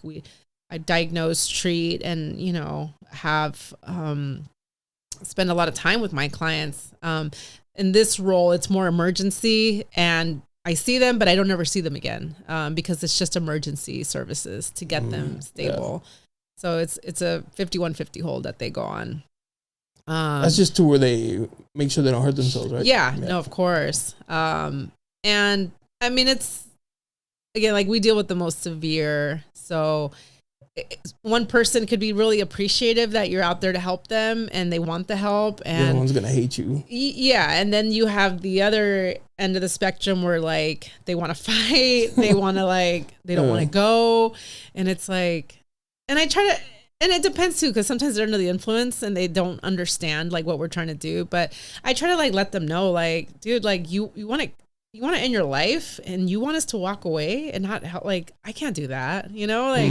I'm going to take you to the hospital and we're going to go and get you some help. And I know you're upset, but like, I don't want you to end your life. And I think once they de-escalate, they come around and are a lot more cooperative. But initially when someone is set on doing that, they get pretty upset because you're interrupting their plans. So that's crazy that some people have those demons they be fighting. Yeah. I've never once thought about like hurting myself like that. Mm-hmm. Where there's people that probably have that thought, like, or some even take like, the next step of trying to do that. That's crazy. Mm-hmm. And a lot of it, I mean, I hear all kinds of situations and, they just have a lot going on, or their lives have just, they've been dealt with, a hand that's really unfortunate, and they just kind of feel like it's never going to get better. That those thoughts of like, this is it. This is nothing can change, when actually a lot can change, but they just never had that hope instilled. But then there's like some where I'm like, it kind of makes sense, to do what you want to do. And I'll give you an example, like someone in their 90s, like severe medical conditions. They can't walk anymore. They got so many tubes tied to them. They're in chronic pain, and they'll be like, I want to be done. Yeah. And I'm just like, I get that. Like, I totally get that. But at the end of the day, I can't let you do that, So I can kind of understand those situations where like you've lived your life, you're probably in more pain now alive than, but at the end of the day, it's like, we can't let people do that. Not gonna lie, when you said that, I could see that before you told me the example. I was like, yo. I know, right? Like, it's your life does suck, bro. This is a corrupt Maybe you should get out of it. Yeah, no, I would never do that. But damn. And I get the same reaction all the time when I say, you know what, there's actually I think you need to lead with like the example first. Of like when I think it's kind of reasonable, but but there's other ways to, I guess, manage that. Does suck. So So yeah, it's a lot. Would you say that the people that you go to help, is it more men or women? That's a good question. We do like keep track of like demographics. I mean, I don't at my level, but our higher ups do. Oh gosh, I don't know. Gotta think about it. I think if I were to have to pick one, I would say men. I would say men. Yeah, but I want to say it's a good mix. It's a good mix. Maybe the women because of men. Yeah, sometimes. Like, have you seen that whole thing? Like, who would you rather be stuck in the woods with? Oh, a bear or a man? Yeah. So I'm asking. Neither. They both can go. You know. Why do I have to pick one? Yeah. If I had to pick one, I don't know. I'd pick a man, I guess. A human. What am I gonna do with a bear? What if it eats me? Yeah. Well, then they're all like, "What if a man kills you?" Bears do that too, but you know. Yeah, well, he doesn't know my skills, so my skill set. Right. Probably kill him first. No, I'm just kidding. But spicy. But yeah. So yeah. That's so crazy. my life is pretty. We'll make a movie about you one day. Fast paced. You know, I've always wanted to write a book about what I do and everything, but it's very tricky because even the examples I'm giving you, I am kind of changing some of the you know, you're giving me like the based on a true story, but not the story. Yeah. I'm not really giving you like what I actually interacted with, but kind of like changing it a little bit. So like that's always the issue is like confidentiality, right? Yeah. And actually that's not an issue. That's a good thing because you don't want your stuff out there, you know. Yeah. Like a lot of people trust us with their lives, so we want to honor that. But I've always wanted to write like a book about my life and just like every aspect, every stage. Like being married 3 times, you know, going from like a chaos of like my 20s and now in my 30s, like a 180, coming out from like, you know, being kind of hopeless with like, will I ever do something with my life to like being in this position now? It's about to get your doctorate. Like it's crazy, you know? But did you space those marriages out? Were they gaps? Everyone's always curious about my marriages. Well, you have so many. Like, I know, like so many. Us pobres only have one, you know? I know. Like Elizabeth Taylor. Everyone would call me the Mexican Elizabeth Taylor because she had 7 marriages. 7? Yeah, you're only 4 away. You could do it. And I always joke that if I get married again, I will have more rings than the Raiders. So just so you know. Question about the rings. Do you have them all? The first I pawned, I sold. The second I sold. And the third I gave. Oh, I know. He told me to keep it. I can't remember what I did with it, but I got rid of it. I don't know if I sold that one too. So you got rid of all of them? Well, I've had 4 rings. Because the first one was an engagement, yeah. The third guy was an engagement, and it's complicated. But I've been married 3 times officially and engaged 4 times. Oh, okay. But the engagement that never went through, he wanted that ring back. Of course. And rightfully so. But just so you know, gave it to the next girl. In the state of California, if someone gives you that ring, it's considered a gift, and you are not required to give it back. I just saw that in the state of California, if the woman calls it off, and he asks for the ring, you have to give it back. Unless something has changed. But I've done my research. So you can keep it. And that was never the case. I honestly didn't want any of that, you know? Did you have like a range of rings? Like, was it like a cute little diamond, big diamond? The first one was really, I mean, I was like 18, 19, I think. And he was broke. So he gave me, I don't even know what I don't think it didn't have any. I don't think it had a diamond. Just a ring. I don't remember what it was. It might have just been a band, to be honest. It was so long ago. And they just didn't want it back. Only that one fiance wanted it back. But nobody wanted them back. So, but yeah, the other ones had diamonds on them. Nice. They were nice rings. But when you pawn that, like, it's crazy how much you get back. Shit for it, yeah. You get like hundreds when they were worth like bought for thousands. So it's crazy. That's amazing. Yeah. So, yep. A lot of. I thought you would have like a necklace with all the rings. I know, right? Imagine that. But to answer your question, I was like 19 when I got married the first time. That's young. And yeah, that was young. Did you do it just to get like away from? Yes. Okay. That's how initially it started. I was like, I don't want to live at home anymore, and I'm too broke to live on my own. And I got married. So it started off as that. I did grow to love him, but I think he was like 6 years or 5 years older than me, and he didn't work. He didn't work? He didn't work. So I was in school full time, in college, working full time, and maintaining this person. And I was like... And he's older than you? Yeah, he was older than me. And Damn. Mexican. Damn. From Mexico. No papers?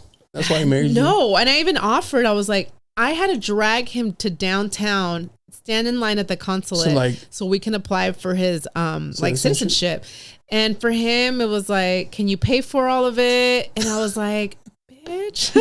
I got him the application, like, he never filled it out. And back then, it was easier, right? Well, I forgot what was going on, but this was like the time, I don't know if it was like because of 9/11, but they were going on the buses and asking you for your citizenship. They were asking you for your like residency here. And so I didn't want him to get deported because they were doing a lot of those stops. And I told him, you need to get your citizenship or get in the process. And he never followed through with it. He never filled out the application. I paid for the application and he didn't. Yeah. Damn. So I left him because I gave him an ultimatum. I was like, you have this much time. And it would go like an account down, like you have these many months. Now you have this many months. Like you need to get a job. I told him, you can go to McDonald's. I don't care where you work. Just get a job. Help me pay rent. Help me pay the bills. Hey, you could have just done that on your own. Yeah. Yeah. And one day I told my best friend, meet me at this time in the morning. I'm going to leave. And he pulled up ready. I didn't have a lot of things. It was like Thanksgiving. I think it was Thanksgiving Day when I left. And he's like, where are you going? I'm like, I'm done. And cried and everything. And yeah, I never went back to him. Did he look for you? Yeah, all the time. Because I used to bartend in downtown at Caesar Cigar on Island and 5th. And so he worked at the Yard House at the time when it used to be in downtown. I think it's a CVS now. But like he would call my work all the time, asking me like, come back. And I'm like, nope, I'm not going back to you. So then I left him. And then I think it was like 20 or 21 when I was done with him. And then I met this other guy at work when I was doing the promotions. I was working on the Navy base and some guy caught my eye. It was so hot. We met and I took several years to get the divorce from the first guy, but then I finally did it because when I was with the older guy who was in his 40s, he told me you need to file. And I'm just like, why? So he forced me to file, which I'm glad I did. But didn't even end up with him. So when I met the Navy guy, my divorce literally just finalized, and a month later, I got married. I'm like, yo, isn't that crazy? This chick? Yeah. And then I left him because he was just military. He was just crazy. He was way too jealous. It got very toxic, and I was like, 9 months later, like I left him. That was quick. I was like, dude, the judge at family court must be like sick of me, like coming in there each time, like, hey, you're gonna divorce. And then the third one, gosh, I can't even remember, but trying to think. I think it was like early 30s, maybe 31. And that one I was with him for like 2 years, and then he proposed and we got married, but then we separated because we grew apart. But he's like my best friend now. Oh, so y'all cool? That's what's up. We are really cool. Yeah, he's like my best friend. We talk all the time. Super chill. We just weren't compatible. Like, you ever heard like you're living with the roommate, like when you're married? That's how it was. It was just like, yeah, we're meant to be best friends. I don't think we were meant to be like intimate partners. So that's what's up. But it's good that you guys realized that and like did the healthy thing of splitting up. Yeah. And he was like my first like healthy relationship, like a real healthy one. He talked through things. He communicated. Oh, yeah. I used to cuss a lot. I mean, I still kind of do, but he would be like, I don't want you to cuss as much. And, like you don't need to cuss in a casual conversation. And he would like sit down and talk about things. Like we wouldn't go to bed like angry. We never yelled at each other. That was the first relationship with. That's like good. I never yelled at. They're like, someone. what is this? It's weird, Yeah. and he's like super white, you know. So he's Mormon. Oh, from shit. Utah. Damn. So he grew up very. I mean, I can't say like his upbringing was perfect, but it was polar opposite for me. But he sympathized a lot for me. Like he's like, you've been through a lot, and he was more like caring rather than judgmental about it. Did you have to be a Mormon to marry him? No. Oh, okay. So like his family kind of broke that trend or that tradition. Like his brother's married to a Mexican girl. His dad remarried to like a Chilean or a Colombian girl. And he's now like engaged to another Colombian girl. Like, so they love their Latinas. Spices, yeah, they love. So it was not like, oh my God. But we couldn't get married through the Mormon church, which he wanted, which I was okay with. I mean, I'm Catholic and I told him I'm not going to convert, but he wanted that. And by then I had so many marriages, I didn't care. I was like, you choose what you want to do. Like, I don't care. Plan it. But with the Mormon church, you know, like the one that looks like mini Disneyland. Out in La Jolla? Yeah, they will not marry you. Like you have to, they're like Catholics, you know, like how it was back then. You had to go through either the classes or you had to demonstrate that you were baptized. You had your first communion, your confirmation, and then, you know, so they were more strict. They were they're like, nope. We will not marry you guys. Yeah. When we got married, she grew up Christian. I grew up Catholic. My mom was like, "You gonna get married?" I was like, "No, like I never did any of those classes. Like, I'm not doing that now. Like, we're just gonna get married. Like, I'm not doing all that. It's too much." Yeah, and I think they're a lot more lenient now. Like a lot of like, I don't know, some religions are just kind of on your next marriage. I know, right? Everyone asks, like, "Are you gonna get married again?" I'm you like, got one more in you. I can see it. Woo. To be quite honest, it's gonna be up to the guy. If he wants if the guy wants it, great. If he doesn't, like, I'm okay with that.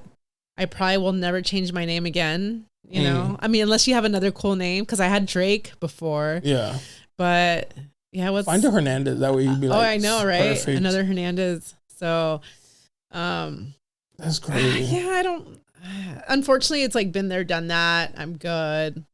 I wonder if guys, because I know I'm guessing some women would be like, no, I want your first to be my first. If there's guys out there that are like, I don't want to marry somebody who's already like. I think there is. Yeah. Just like how I prefer a guy without kids because I want us to experience that together and have our first. Yeah. So I've had like since I started dating, or like I actually haven't had a relationship in years, but like getting out there, guys would be really turned off by that. Like, oh, you've been married already. Like, I think they just think like, oh, she's a problem. 3, you couldn't keep 1? I never actually thought about it like that. I think they were just turned off that like I've been in these relationships and they didn't work out. But I don't think that's the first thing I thought when you told me 3. I was like, damn, bro, she must be a red flag. I've never like seen it from that angle, to be honest. Like, you're not a man. That's true. But also like, I know, like, you know, 3 out of the 4 engagements, like I left, you know? 4, you know what I mean? No, I know. And obviously like there's like the real reasons, right? But if you tell a guy like, yeah, I've been married 3 times, engaged 4, he's like, Jesus Christ, like, what is wrong with you? Yeah. Like, nobody liked you? But it's you that left. You know what I mean? So, without the details, one would be like, of quick course. to assume, like, of course. Yo. They're like, oh, this she is might a be red a little flag crazy. For sure. Yeah. But, no, that's true. I don't know why that doesn't even cross my mind, but I'm pretty sure, like, once I disclose that, like, I have to do just keep it in the tuck. I do some quick explaining. Like, you know, I had to leave them and because of these reasons, and they're pretty legitimate. Not tell them, you know how in a resume, like that one job that wasn't really, like, I don't even put that on there. Yeah. I mean, but like, what do you think about, you know, because I've come across a few profiles and they won't put that they have kids, and that's a red flag. That kind of makes me upset. Yeah, you know, because I remember talking to this guy and he'd be like, "Oh, let me go drop off my kid and then we'll meet up," and I'm like, no, like don't cut your time short with your kid for me. Like go be with that kid. Like. It's like, we nah, can get I'm really together a shitty dad. Don't worry about it. any other time, you know. But like, that's one thing is like, if you have a kid, I don't want to be interfering with that. If it's your weekend, you do that. Because I'm not about like that. I don't want to be the reason this kid now has like a strained relationship with their father because of me. Like, you know, like, no, you that's your priority. Your kids should be your priority, not me. But maybe he's dealt with the opposite, where girls get mad, like, oh my God, you're gonna go take care of your kid. It doesn't the mom, you know what I mean? So now he's just like on fucking eggshells. Like, if I say I have a kid and I have to go do something, she's gonna be like, forget it. Yeah, that's true. Yeah, I didn't think about that. But see, I'm not that toxic. I'm toxic. Yeah. I'm super toxic. So I do it for sport. Just for fun. I don't know. But yeah, I don't know. I was never about that. And I do get mad. I'm like, dude, you couldn't say you had a kid. Like, now I'm mad because you didn't say you had a kid. Yeah. And you're like going around like acting you don't have one. And now that's like, weird. Yeah. I don't think I could ever do that. My kid would be in all my profile pictures. Yeah. If I go to a club, my kid would come with me. My infant. You know, like, I'd be like, let's go. We're going together. Can I get a mocktail for the baby? We're doing this together. We're going to find you a dad. Yeah, we're going to find you a dad. A good dad at the club. Yeah. Hey, I no knock on that because I met my wife at the club. What club? Sevilla. Oh. Old Sevilla or new Sevilla? Oh, the new Sevilla, I'm sorry. Oh, okay. Not the underground. Well, they're both underground. But the newer one. Yeah. That one on 4th and now the one on 5th. So. Yeah. Dude, I miss those days. The partying days? Oh, I mean, I still can do it, but it is a little different, I have to admit. Like, at 40, you're just kind of like... Can you last that long? Like, you don't get tired? No. I'm an extrovert, so I thrive off of, like, social settings. Like, I love it. I could dance all night. I don't drink as much anymore, to be honest. Like, it's just... Like, I built a different relationship with alcohol. Like, it's not what it used to be, but sober, I could fucking go all night. So you don't drink anymore? I do. Okay. But not heavy? Not heavy, yeah. But I'm telling you, I'm like my grandma. I think I'm going to be in the clubs or, like, at the bars till the wheels fall off, you know? Like, even then, fucking... Yeah. Technology's going to help you out. No, so... But... Do you get judged for that? I feel like I get judged. You know, like I had some guests, and I was like, "Oh yeah, me and my boys," and she knew how old I was, and like, "Me and my boys, we go clubbing." They're like, "Why?" I was like, "Ugh." Like, I'm not there to get bitches, like or women. Like, I'm just there to have a good time with my boys and shit. Like, exactly. Not all guys want to go and get women. Like, and I have to admit, like, I do prefer more. My apologies for saying bitch. No, you're good. I do prefer like lounges over like clubs, like park. Park is cool. But I can only tolerate so much of it because it's a young crowd. And I'm just like, oh, okay. But Onyx, I can go every weekend. Really? I love the music. Barley Mash, like Whiskey Girl, Sevilla. Because you got to mix a little bit of like 30s and up, you know? But I have had like one friend say, like, Vanessa, like, you really need to tone it down. Are they in a relationship? Yeah, they're married. Don't listen to them. They're 80. And like what I wear, they're like, wear things, because I dress very seductive. Yeah. Or revealing? I mean, you saw my Instagram. Yeah. I think it's because of my time in modeling. Like, I'm just so used to wearing like a tank top and like booty shorts and all that. I mean, I know I'm older, but when I go out, I like to have a really sexy dress, or, you know, I like to look good, you know? And I'm okay with that. So like when this friend told me this, I'm just like, no. It's like, just the insecurities rubbing off. Yeah, you know, and they're like, oh, you're only attracting these kind of guys. And I'm like, that's fine. And I get it, right? But I can filter through that too, you know? I'm just like the kind of person, like, I like, if I'm not wearing something that I feel good in, like, I'm not going to also vibe with my environment, you know? So I don't care if I'm 40 or 60, like, you're going to see me in like a dress, short dress, a crop top. Like, I don't know. I don't believe in that. Like these phases of like how society you should dress standards or whatever. I don't believe in that at all. So that's great. I've had people like, you know, still going on. I just look at them like, yeah, be quiet. We were going out last week. What are you talking about? I'm like, now it's a problem because you got a girl. Like, it's just and like some of my coworkers are younger. So they're like, dude, Vanessa, you go out more than I do. Like, how do you have all this energy to like just kind of go? No, and no, and I'm just like, dude, life is short, you know, like go out, like do things, you know? So, yeah, it's funny because a lot of my younger like coworkers or friends are just like amazed. They're like, how the fuck do you still do this? I'm like, I don't know. Damn. Love it. And you come from the generation where you was in TJ. Yes. So like partying young, you know what I mean? Like, my gosh, those were the days. Yeah. Iguanas ranas, you know? You didn't go to Mysteries? We went to Mysteries. We went like, you know, everywhere. Even like the Rock en Español Plaza, like Ajijo, Monte Picacho, like Cats, Wolves. Dude, like I remember like my friends would be at one club and I'd be like, hey, I'll be right back. I'm going to go check out the other club. And I would walk out of there, high heels, faded, short dress, walking to Revolucion like nothing. Like I never thought like, oh, what if I get raped or what if I never get had that thought, picked up? Yeah. Never had that. And I never had that experience. You know, I mean, thank God. Yeah. But you could walk by yourself and be good back then. But, you know, I know things have changed. I don't think I think it's always been like that. I do know that we just lived with this mentality of like just flowing with like so many times I came back from TJ that I don't remember coming back. You know, like anything could have happened. Anything. But I didn't care. I was just like, whatever. Like, yeah. My mom would worry. Like, I said, you got it. I was like, I'll be fine. I'll be all right. But, yeah, we did the most and I never had a bad experience. I mean, one time we did get semi arrested, but because I was mouthing off. Like handcuffed and then let go? So, no, they put us they put me and one other person in like a van. Oh. In a van. And it was dark and they just kept on filling it up when they were picking up people. And then they let us go because my friends paid out, you know, like $100. But they were just driving around with us all crazy, picking up random people. And it was dark in there. And I'm drunk. So I'm just like, I'm not even like, yeah, exactly. I'm like that stupid one. Like, hey, what's up, dude? You know, but I was just mouthing off to this like officer. I was just, because I was drinking out in front of the liquor store. And he's like, you can't drink here. And I was like, no, I can do whatever I want. And you know, mind you, I'm 18. Yeah. And I'm like, and my friends are like, fuck.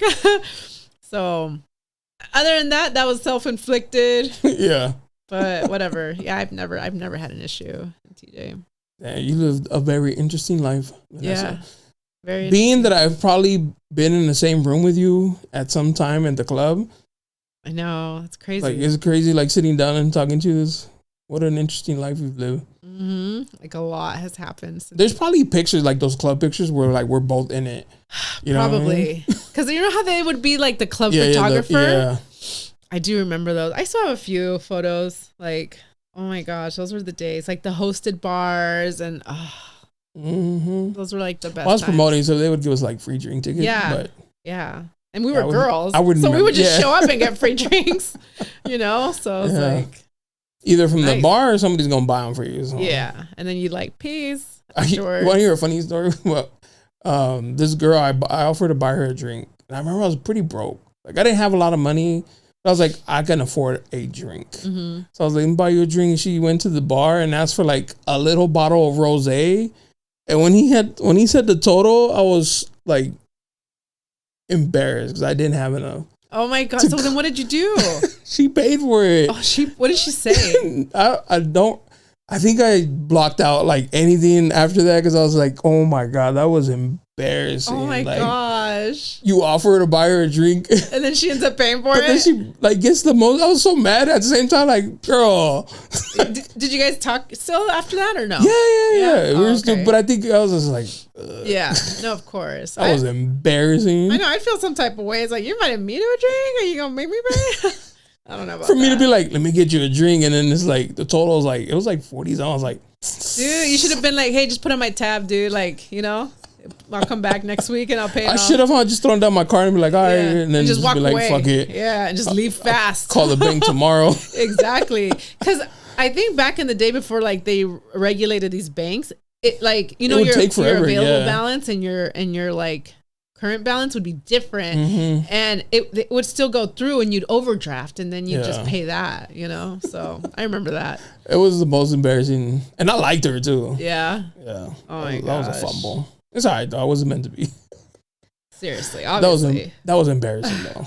But yeah, those were some good times. I miss those times.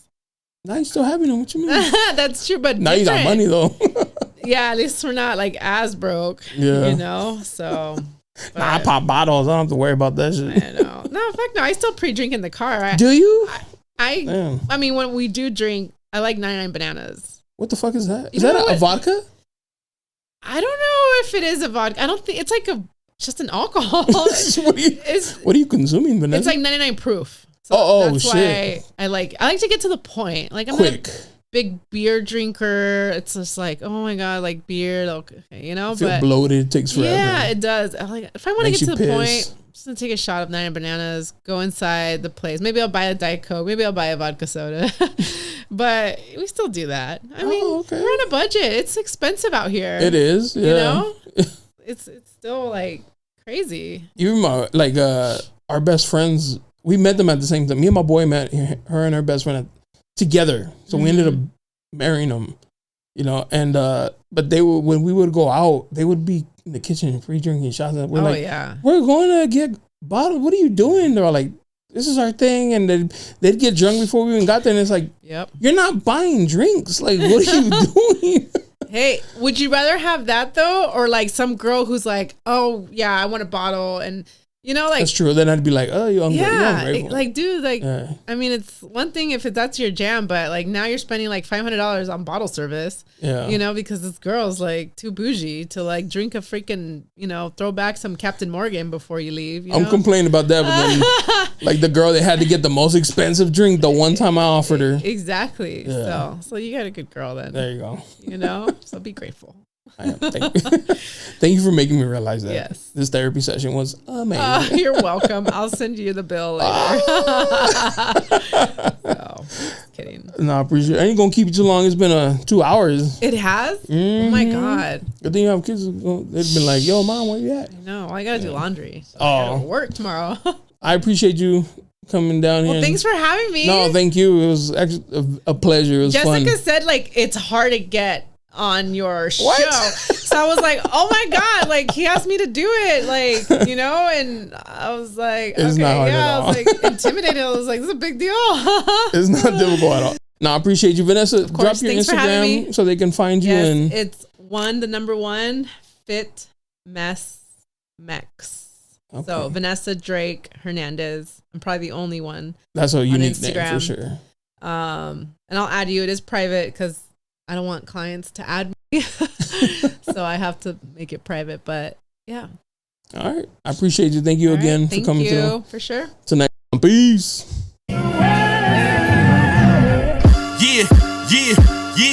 Yeah, you looking for me, you can find me at the spot. Chopping it up with Jonah, we talking about what's hot on the block. Up in Dago, man, we bumping. Keeping it confidential, you know this how we coming, we ain't friend. Looking for that real, better tune in and stick by. Put on for the city every time that I dip by. Getting to that gritty every time that we sit down. Promise you it's real every time that I get round. Come on. Been in the field playing, we